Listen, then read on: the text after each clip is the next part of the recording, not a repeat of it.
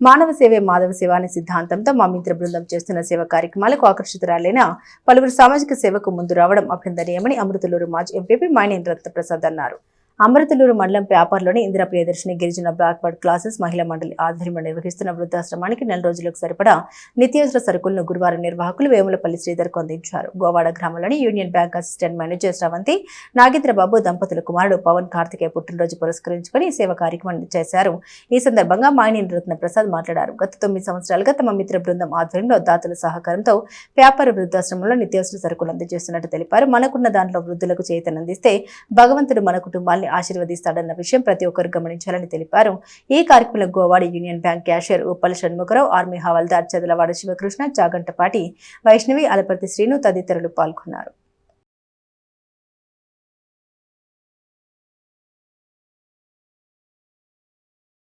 ఈరోజు మన old age హోమ్లో గత కొన్ని సంవత్సరాలుగా ప్రతి నెల ఎవరో దాతల సహకారంతో మనం ఇక్కడ నిత్యావసర సరుకులు ఇస్తున్నాం.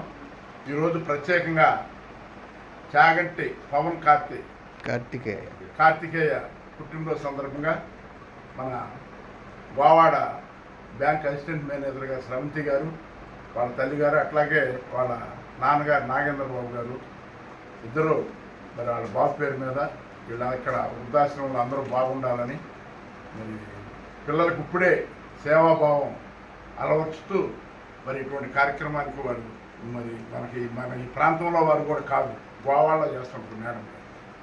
ఇటువంటి కార్యక్రమానికి స్పందించి వారు భార్య భర్తలు ఇద్దరు వాళ్ళ బాబు పేరు మీద ఇటు చాలా సంతోషకరం.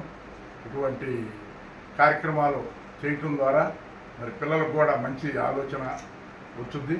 అట్లాగే దేవుడు మానవ సేవ మాధవ సేవ, దేవుడికి సేవ చేద్దాను, కానీ మన ఎదురుగా ఉన్న వృద్ధులకి సేవ చేస్తేనే మన దేవుడు ఎందుకంటే దాన ధర్మాలు ప్రతి మతంలో కూడా ఎంతో కొంత దాన ధర్మాలు చేయమంటారు. ముస్లిమ్స్లో కానీ, క్రిస్టియన్స్లో కానీ, హిందువుల్లో కానీ అదే ఆనవాయితీగా ఇటువంటి కార్యక్రమాన్ని సహకరించిన